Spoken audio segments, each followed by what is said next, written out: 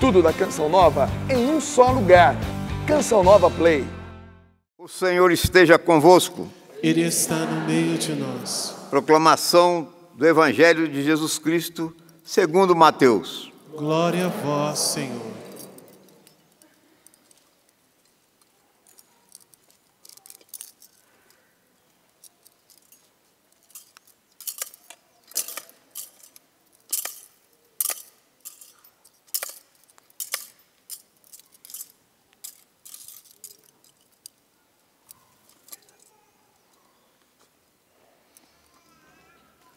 Naquele tempo, vendo Jesus as multidões, subiu ao monte e sentou-se. Os discípulos aproximaram-se e Jesus começou a ensiná-los. Bem-aventurados os pobres em espírito, porque deles é o reino dos céus. Bem-aventurados os aflitos, porque serão consolados. Bem-aventurados os mansos, porque possuirão a terra. Bem-aventurados os que têm fome e sede de justiça, porque serão saciados. Bem-aventurados os misericordiosos, porque alcançarão misericórdia. Bem-aventurados os puros de coração, porque verão a Deus. Bem-aventurados os que promovem a paz, porque serão chamados filhos de Deus. Bem-aventurados os que são perseguidos por causa da justiça, porque deles é o reino dos céus. Bem-aventurados sois vós, quando vos injuriarem e perseguirem, e mentindo, disserem todo tipo de mal contra vós, por causa de mim. Alegrai-vos e exultai, porque será grande a vossa recompensa nos céus. Palavra da salvação. Glória a vós, Senhor.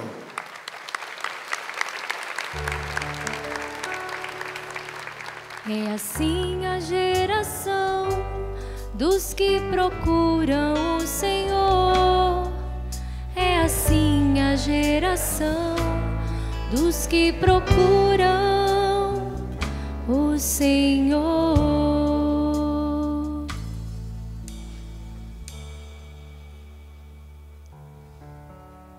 Queridos irmãos, queridas irmãs, querida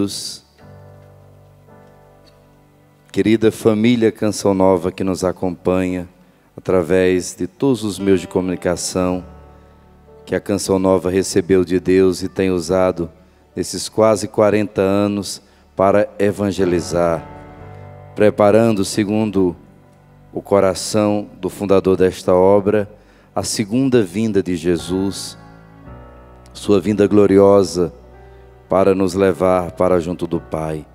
E por isso a urgência, por isso todo o empenho é pouco diante dessa tarefa maravilhosa.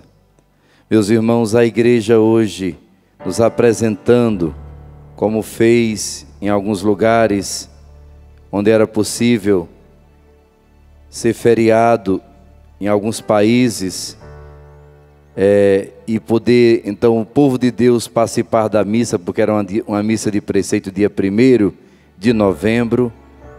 E no caso do Brasil e de outras nações onde não é possível celebrar no dia 1º, então se transfere para o próximo domingo, no caso hoje. A igreja está nos convidando a todos a esta tarefa de evangelizarmos, também de sermos evangelizados, para viver a santidade. Acho lindo na primeira carta de São Paulo aos Tessalonicenses que São Paulo, um homem que experimentou o que há de pior na natureza humana, no coração humano, e que encontrando-se com Cristo ressuscitado, encontrou o melhor, não só nele, mas em tantos irmãos, e se tornou o apóstolo das nações. Ele chega a dizer que esta é a vontade de Deus, a vossa santidade, a vossa santificação, e que eviteis o pecado, a impureza. Por isso nós não podemos esquecer que a nossa primeira e principal tarefa é cumprir a vontade de Deus, e que a vontade de Deus concretamente é que sejamos santos. De onde vem a palavra santos? Santidade. Santo vem do termo hagios. Em grego significa aquele que é consagrado, que é separado, que é eleito, que é escolhido para algo nobre, para algo puro, para algo muito precioso. Eu e você fomos separados por Deus, fomos criados por Deus à sua imagem e semelhança, mas como dizia o livro do Apocalipse, não façais mal à terra, nem ao mar, nem às árvores, até que tenhamos marcados na fronte os servos do nosso Deus. Que marcação foi essa que nós recebemos e nos tornamos santos, nos tornamos separados, escolhidos, eleitos, uma raça santa, um sacerdócio real para Deus? Foi o batismo. No dia do nosso batismo, o sacerdote, o diácono, o ministro do batismo, ele tomou água e jogou sobre a nossa fronte 3 vezes, dizendo: eu te batizo em nome do Pai, do Filho e do Espírito Santo. Aquilo foi um novo nascimento. O ser humano, a pessoa humana, cada um de nós, nascemos 2 vezes. Somos o único ser que nascemos 2 vezes. A primeira vez nós nascemos do nosso pai e da nossa mãe, nascemos para esse mundo. O que nasce da carne, Jesus vai dizer a Nicodemos, é carne. Você nasceu para viver aqui um pouco de tempo, no máximo 100 anos. O Salmo vai dizer, os mais fortes chegam a 70, talvez 80. Com tanta tecnologia, estamos chegando, muitos têm chegado a 100, mas de 100 e 100 e pouco não passa. Porque aquele foi o primeiro nascimento, importantíssimo. Fomos criados do nada. O nosso pai e a nossa mãe se uniram, escolhidos por Deus, tão escolhidos por Deus que nem eles sabiam da hora da nossa concepção. Ninguém sabia, somente Deus. E ali naquela união, nosso espermatozoide do nosso pai fecundou aquele óvulo de nossa mãe,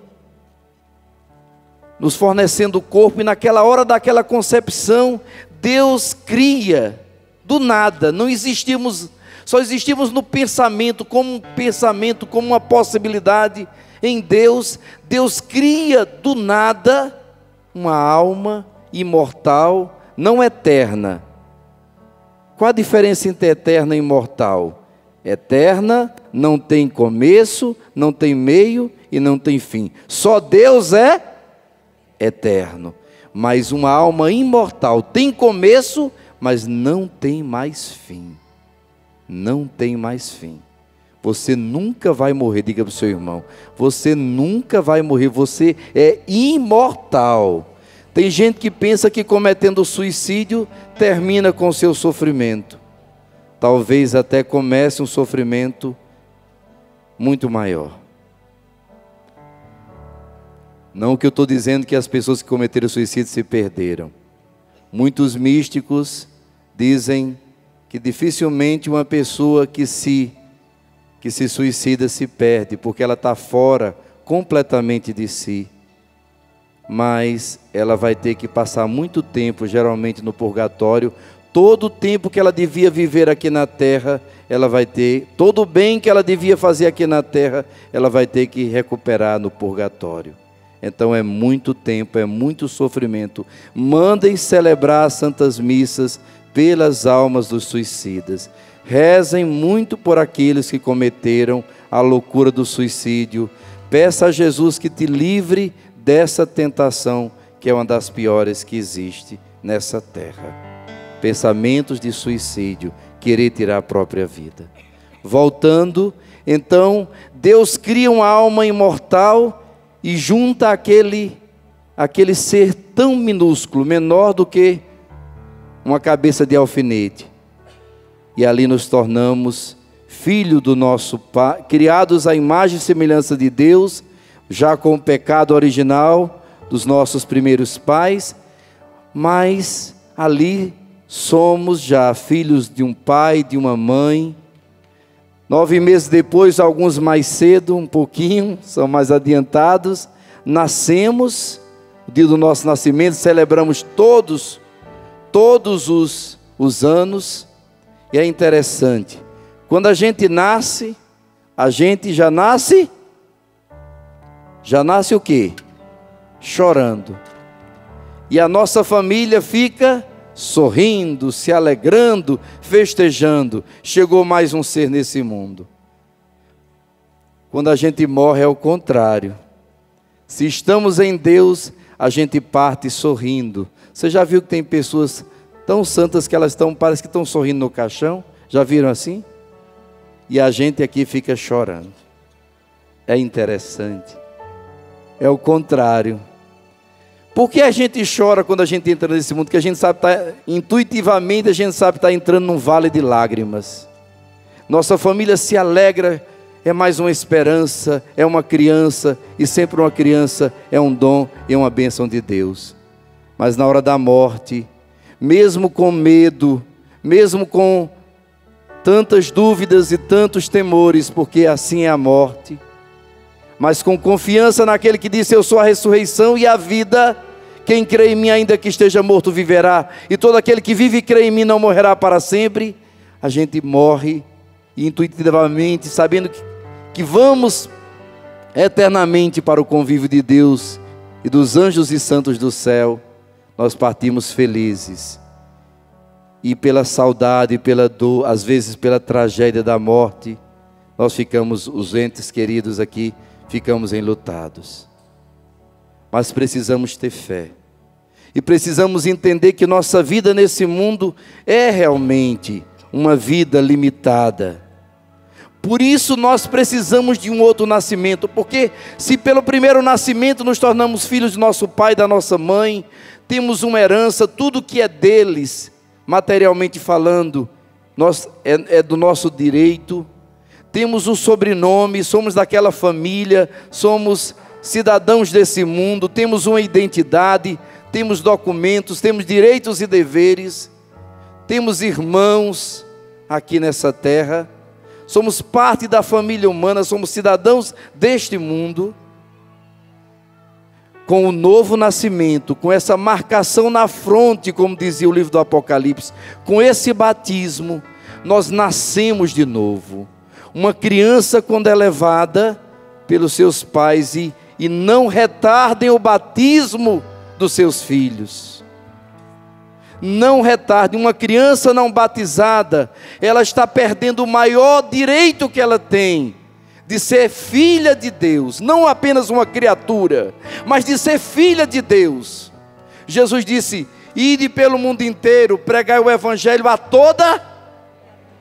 Antes de acolher o evangelho e ser batizado, nós só somos criaturas de Deus, só nos tornamos filhos de Deus, herdeiros do céu, concidadãos dos anjos e dos santos, pelo batismo. Quem crê e for batizado será. O batismo, esse novo nascimento é necessário para a nossa salvação. Uma criança é uma bênção. Torne essa bênção eterna. Quem não quer perder nunca um filho aqui, levante a mão. Leve logo ao batismo. E depois leve à Santa Comunhão, como vamos ver. Ensine o caminho do céu, da eternidade, porque se pelo nascimento natural da carne nos tornamos cidadãos desse mundo, com todos os direitos e deveres, pelo nosso batismo, somos marcados na nossa fronte, na nossa alma.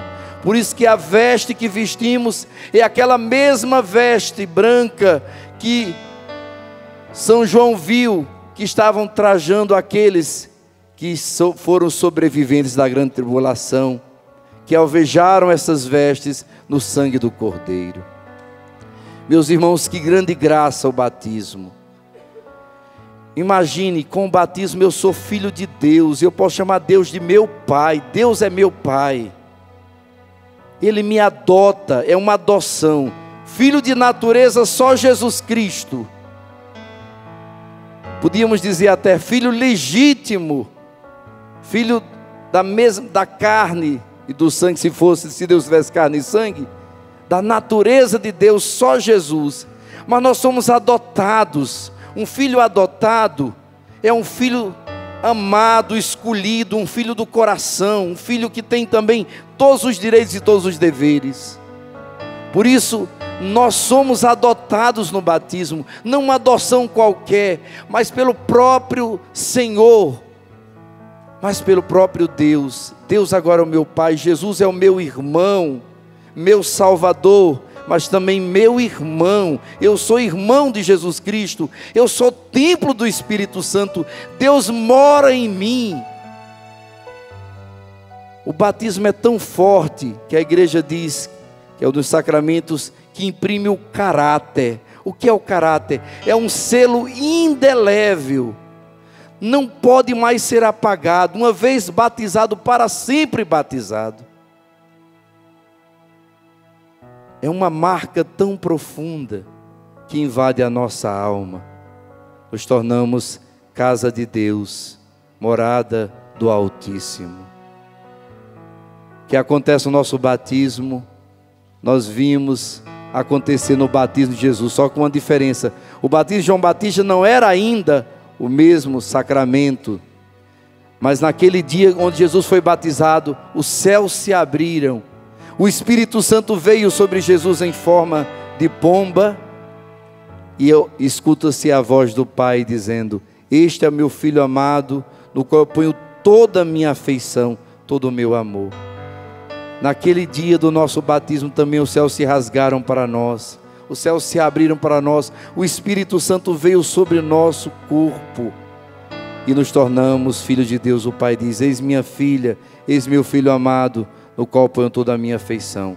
Eu sempre digo para as pessoas, para os pais, quando eu batizo, para os padrinhos: vocês estão levando um santo para casa. Quem tem aqui uma criança pequena já batizada em casa, levante a mão. Com menos de 7 anos, quem tem? Levante a mão. Quer dizer, por mais que, inclusive alguns, né? Por mais que não pareça, você tem um santo em casa. Como quem tem uma pessoa com alguma deficiência mental, vai ser eternamente um anjo, um santo de Deus, nunca vai cometer um pecado, nunca vai cometer um só pecado, mas porque não tem consciência, é uma eterna criança, é uma alma limpa. Tem gente que pensa que é um castigo receber um filho com uma deficiência, um filho especial. Deus te amou tanto, Deus sabia que na sua família precisava tanto, que Ele deu um anjo, que Ele deu um santo. Você está convivendo com um santo e não sabe.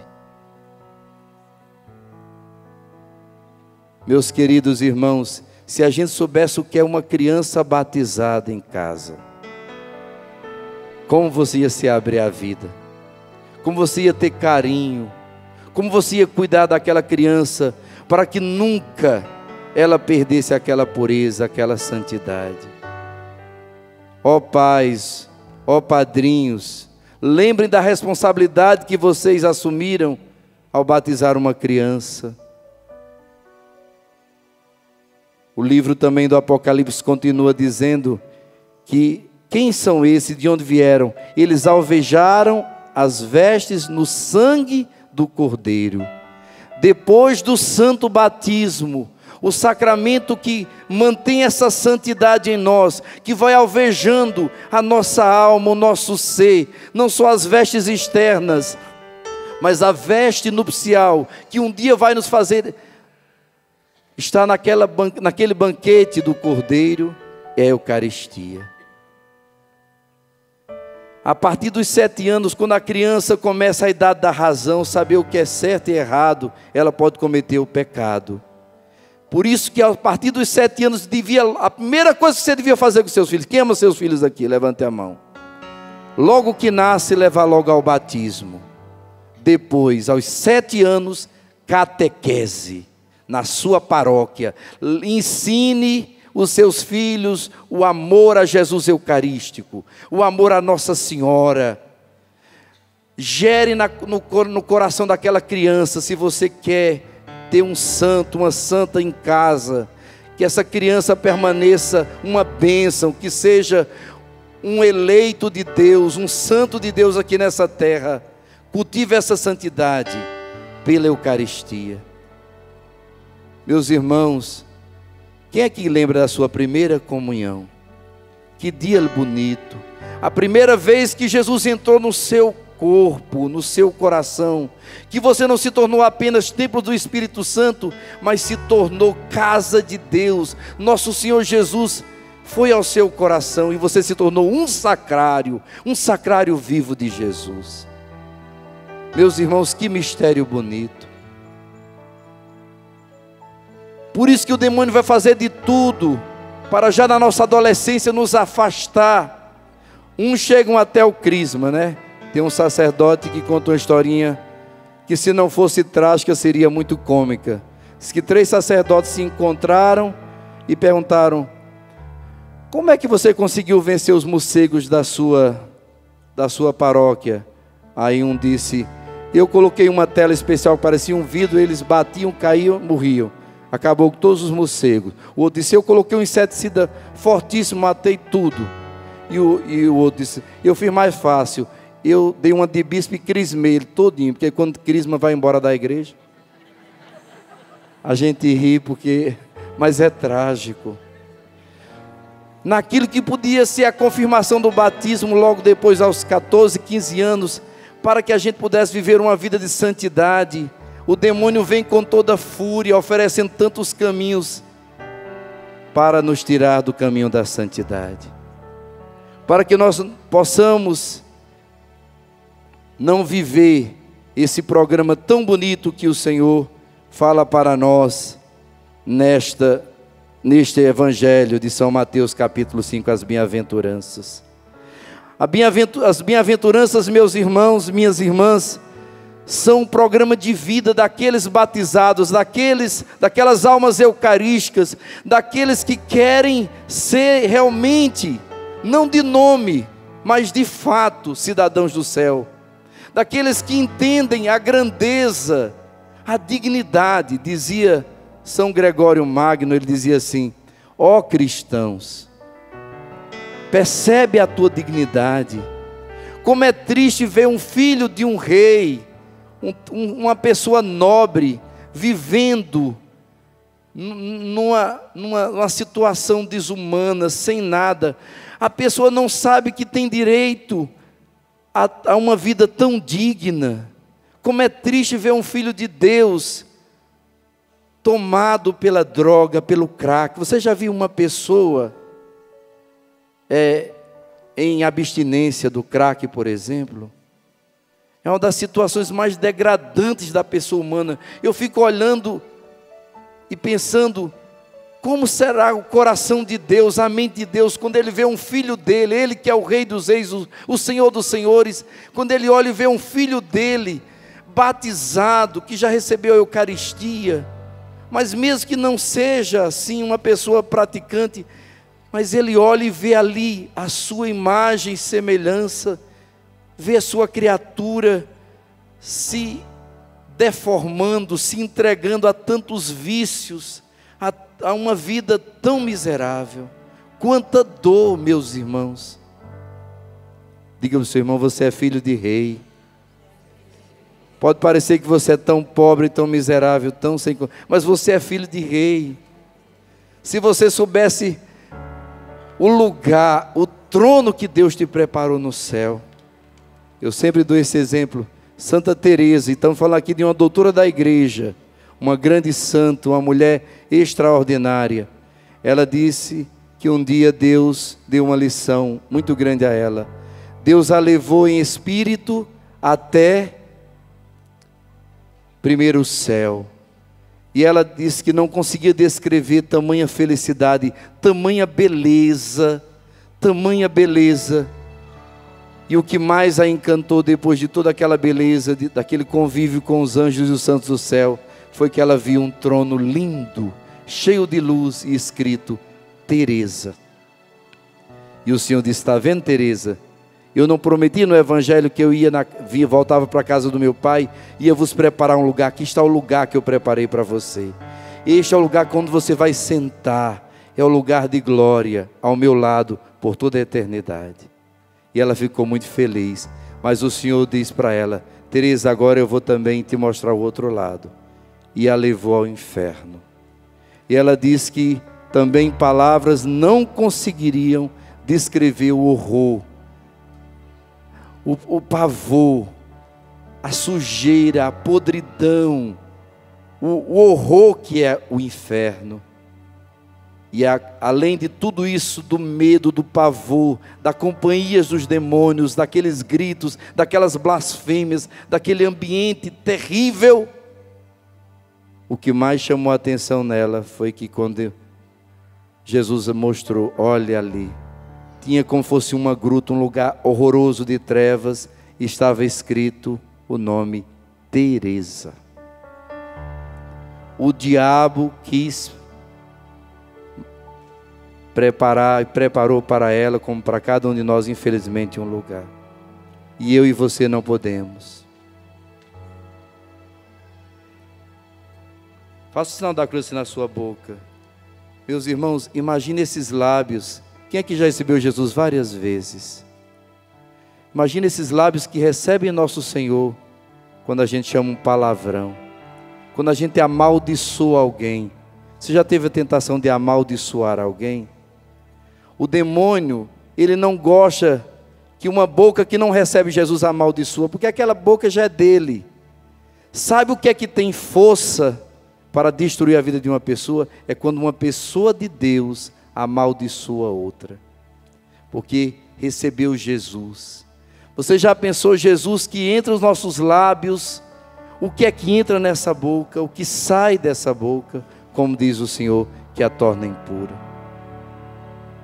É uma vitória para o inimigo quando nós cedemos.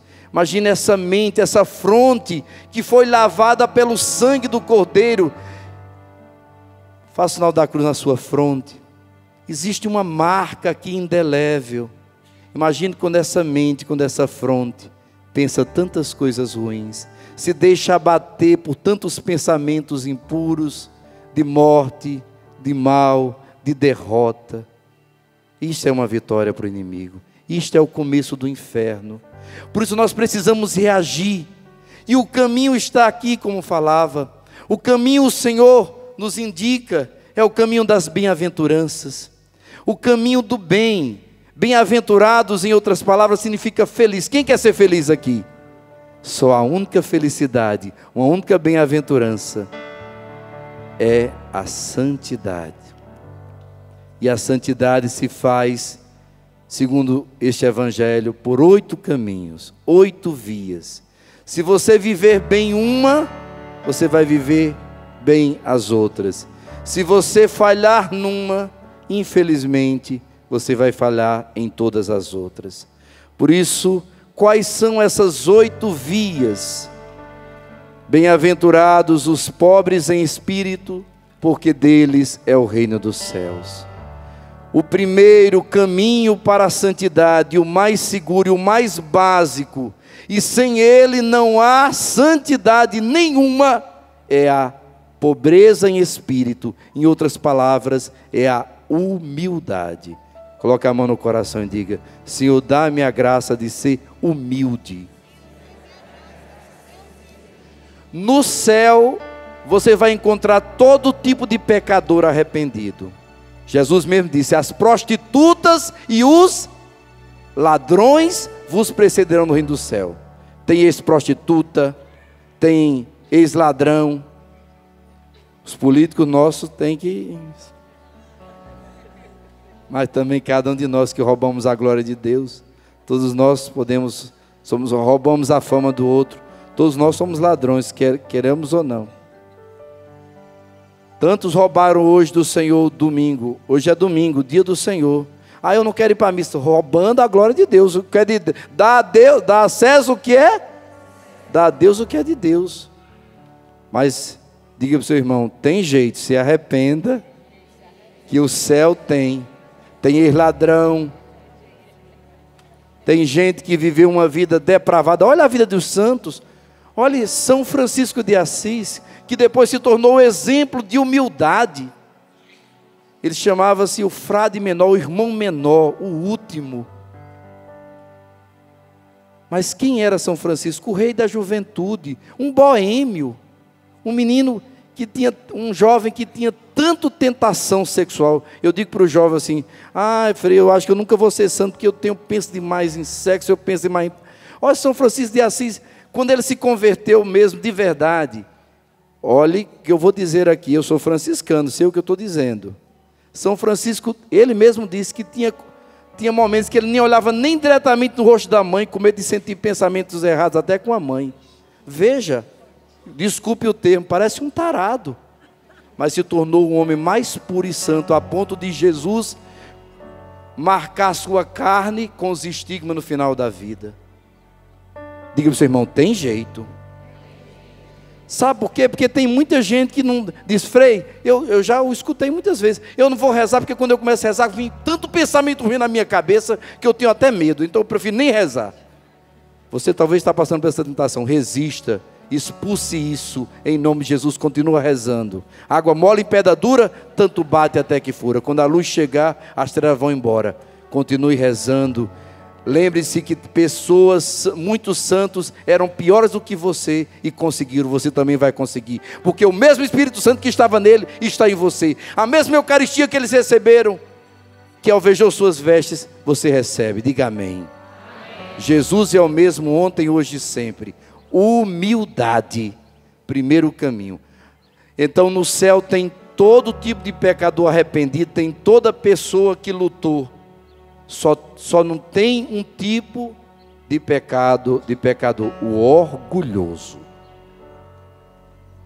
O orgulho é tão terrível, que é o contrário da humildade, que ele fez com que um anjo, Lúcifer, o maior dos anjos, se tornasse um demônio. O orgulho, o pecado do orgulho, da arrogância, da prepotência, da soberba, é o pior pecado. No inferno você pode encontrar pessoas virtuosíssimas, sábias, pessoas extremamente, aparentemente santas, piedosas, mas se for orgulhosa, vai direitinho para o inferno. E se for humilde, pode ser tentado, pode ter todas as fraquezas, mas pela humildade você chega ao céu. Quem quer ir para o céu? Humildade, humildade e humildade. É o primeiro caminho, é a primeira bem-aventurança. Segundo caminho para ir para o céu. Bem-aventurados os aflitos, porque serão consolados. Meus irmãos, quem são os aflitos? As pessoas sofredoras. Olhe, a alegria de um santo é transformar dor em amor, é transformar o dever em prazer.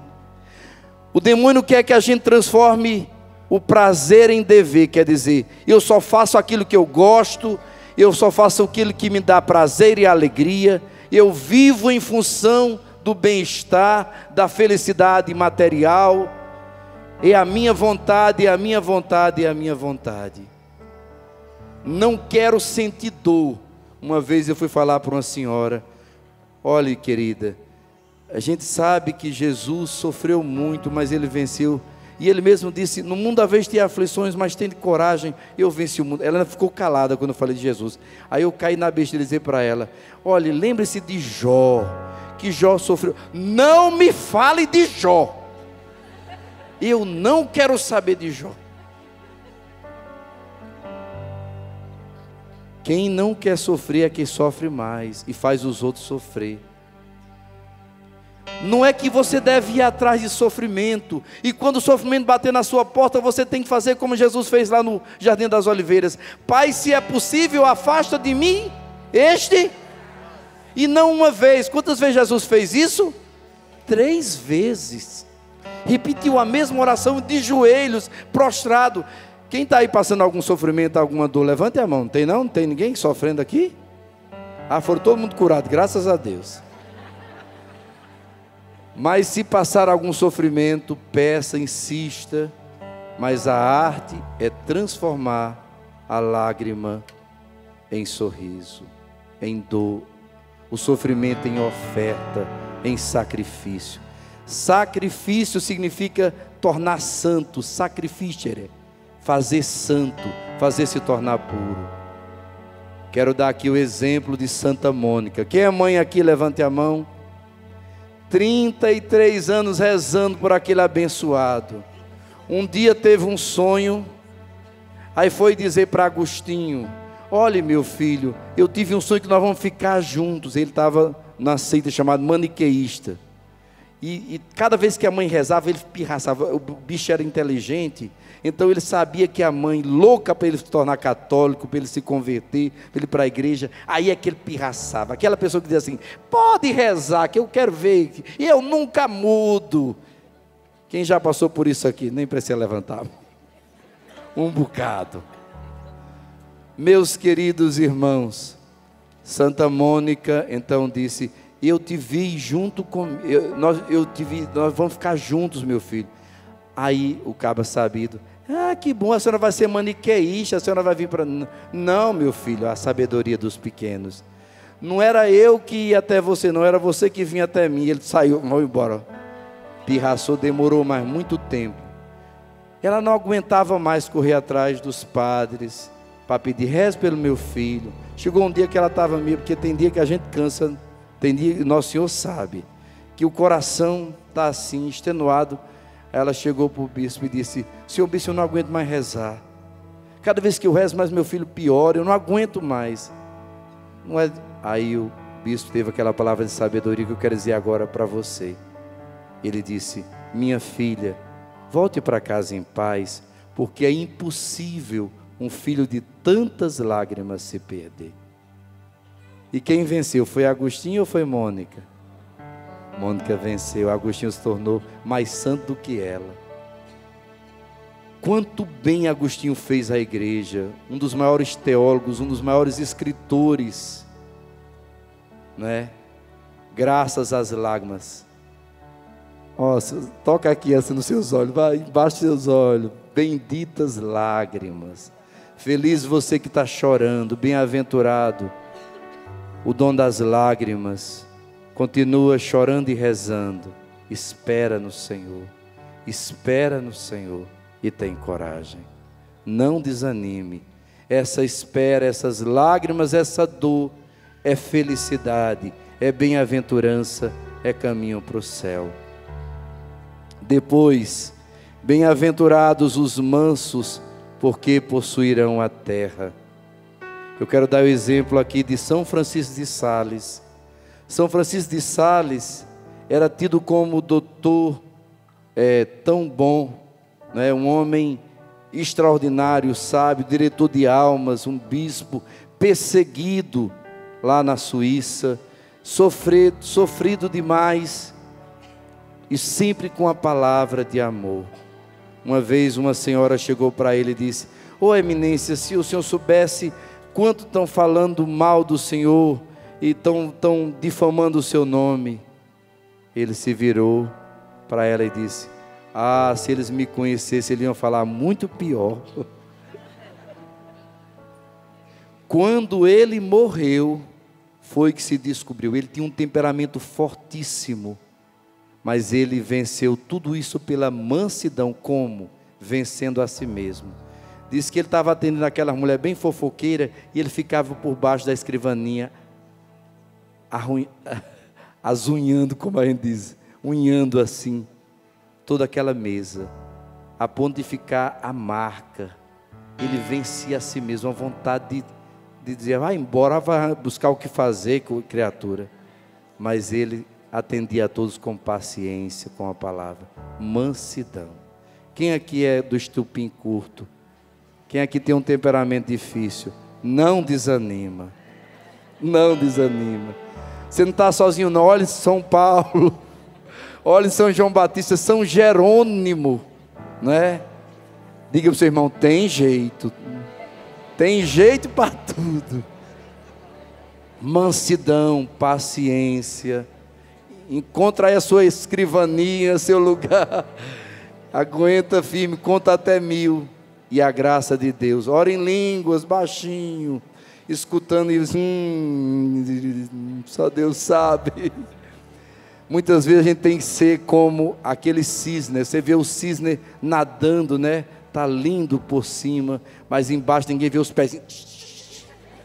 Às vezes dentro de você tá aquele tempestade, mas você fica com o rosto maravilhoso. Bem-aventurança. Falsidade não. Só se você quiser se enganar. Você não está querendo enganar, está querendo vencer a si mesmo. Falsidade não, verdade, pureza, virtude, céu, santidade de vida. Amém? Superação. Meus queridos, bem-aventurados os que têm fome e sede de justiça, porque serão saciados. As almas que olham para esse mundo e querem ver tanto as coisas direitas. Como é triste ver os pobres sendo maltratados, como é triste ver as pessoas injustas, corruptas, vencendo. Meus irmãos, isso não pode se tornar um motivo, por exemplo, de querer pegar em armas, a guerrilha. Quantos jovens chegam nas universidades, e aí, cheios de sonhos, aí encontra essas ideologias, por exemplo, marxistas, de comunismo, ateu, e aí começa a mudar, e aí quer pegar em armas, aí vamos para a quebradeira, vamos nos juntar, e vamos derrubar tudo à força. Não é assim. São as armas do mundo. Quer mudar? Bata no peito, começa mudando o coração. Como é que eu posso exigir justiça matando o outro? Como eu posso querer colocar justiça? Justiça significa justeza, a medida certa. Só Deus pode ter a medida certa. Essa fome e sede de justiça, para não se tornar egoísmo, força, orgulho, presunção, arrogância. Quantos dizem, eu vou ajudar o Brasil, eu vou salvar o Brasil. Meus irmãos, por favor, não vamos atrás de salvador da pátria. Não será um homem que vai salvar o Brasil, é Jesus que salva o Brasil. Maldito o homem que confia no outro homem. Não vamos atrás de ideologias políticas. Claro, cada um tem a liberdade de escolher seu partido, mas veja a custo de que você está votando naquele partido, naquela pessoa. Que tipo de fé essa pessoa tem? Você já imaginou governar a nossa nação uma pessoa que faz um pacto com o demônio? Nós vimos em governos passados, porque nada há de escondido que não venha. A gente sabia o que acontecia nos bastidores. Lembram? Vocês já viram no jornal, eu não estou contando nenhuma novidade. Tudo isso é público. E nós vimos o que é que aconteceu. Quantas pessoas quebraram nesses planos e nunca mais se levantaram economicamente. Quem aqui conhece alguém que naqueles planos, sei o que, quebraram e nunca mais, quebrou e nunca mais se levantou economicamente? Não lembram não? Eu conheço várias pessoas. Quem conhece aqui algumas pessoas? Agora olhe quem estava governando. Olhe, não é para julgar as pessoas em si, mas é o fato, contra o fato, num argumento. Feliz a nação cujo Deus é o Senhor. Meus irmãos, a justiça primeiro tem que ser a justiça de Deus. Temos que andar no caminho de Deus. O temor de Deus é o princípio da sabedoria. Não querer fazer justiças com as próprias mãos. Não querer a nossa medida, a nossa justeza, mas a justiça de Deus. E aqui eu lembro de João Batista: convém que ele cresça e que eu diminua. Que eu diminua. A justiça é levar as pessoas até Cristo, é ensinar a verdade, é começar com a partilha. Quantas vezes a gente fala da corrupção dos políticos, e devemos falar sim, mas a gente chega rapidinho e tem ali só a vaga do idoso ou do deficiente e eu estaciono. Eu estou sendo justo? Estou sendo corrupto também. Quando eu compro produtos piratas, que muitas vezes alimentam até o narcotráfico, eu estou sendo corrupto, quando eu não pago meus impostos, quando eu só quero os meus direitos e não os meus deveres, porque todo mundo é só cheio de direito, vocês não, porque é tudo santinho, graças a Deus, tudo bem-aventurado, mas por aí as pessoas só têm direitos, não têm deveres nenhum. Isso não é justiça. A verdade, a justiça é caminho de felicidade, difícil, e começa em cada um dos nossos corações. Mas mais do que a justiça, a próxima bem-aventurança é que agrada demais a Deus. Bem-aventurados os misericordiosos, porque alcançarão misericórdia. Meus irmãos, como é bonito a misericórdia. Se a justiça já é tão linda, se é bonito ter sede e fome de justiça, muito mais lindo é ter uma alma cheia de misericórdia. E aqui quero falar de uma santa brasileira, que já é beata, se Deus quiser, vai ser canonizada, Irmã Dulce. Quem aqui já assistiu aquele filme ou conhece um pouco a história de Irmã Dulce? Um fato tão bonito e tão significativo na vida de Irmã Dulce, que a gente vê a misericórdia. Ela vai nos mercados atrás de frutas um pouco mais estragadas, não tão comerciáveis, para dar aos pobres. Chega num determinado comerciante, estende a mão e diz: por favor, me dê um pouco de fruta para os meus pobres. E ele, na arrogância, na prepotência, escarra na mão dela e diz: olha o que eu vou te dar. E ela fecha aquela mão, coloca no seu coração como se fosse algo tão precioso, diz assim: muito obrigado, isso aqui é para mim, agora me dê para os pobres. Que alma misericordiosa. Aquele homem foi tomado por uma conversão tão grande, se tornou uma pessoa que ajudou muito a obra de Irmã Dulce. A misericórdia gera misericórdia. Quem quer que Deus esteja sempre com o coração aberto para você, seja uma pessoa misericordiosa. Quem tem muita dificuldade de perdoar, pense que você vai ter dificuldade de ser perdoada por Deus. Do jeito que você perdoar, você será perdoada. Com a mesma medida que você mediu o outro, aquela medida será a sua. Lembre-se disso. Por isso, seja misericordioso, porque só temos a ganhar. É felicidade na certa. Por fim, bem-aventurados os puros de coração, a alma limpa, a alma fiel, a alma que tem reta intenção. Não uma pessoa maliciosa. Como é triste uma pessoa maliciosa, sempre com dupla intenção. Como é bonito uma alma transparente. Como é bonito, a gente conhece uma pessoa pelos olhos. Tem gente que não tem coragem nem de olhar nos olhos da pessoa. Olha nos olhos da pessoa e não olha.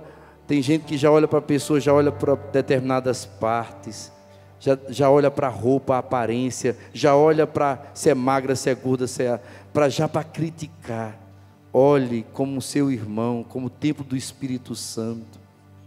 Olhe para uma obra de Deus. Olhe com misericórdia, olhe com amor, olhe com reta intenção. Ou às vezes a gente passa e vê um irmão caído na rua. Eu fico pensando assim: se fosse meu pai, será que eu olharia com tanto descaso? Como é que eu reagiria se fosse o meu pai, meu irmão, alguém muito querido? Isto é ser puro de coração. É ter essa reta intenção, essa alma limpa. Por fim, bem-aventurados os que promovem a paz, porque serão chamados os filhos de Deus, e os que são perseguidos por causa da justiça, porque deles é o reino dos céus. Só quero te terminar dizendo: felicidade não só rima, mas é a condição, é o fruto da fidelidade. Só é feliz quem é fiel. Fiel a Deus, fiel a esse programa de vida. Você foi batizado. Quem é batizado aqui, levante a mão. Você foi marcado na fronte e no coração. Quem aqui recebe Jesus na Eucaristia, sempre, graças a Deus, em estado de graça, com a confissão, você é cidadão do céu. Caminhe nesses caminhos, são seguros. Olhe para tantos santos, eles eram como nós, eles conseguiram, nós também podemos conseguir. Louvado seja nosso Senhor Jesus Cristo. Tudo da Canção Nova em um só lugar. Canção Nova Play.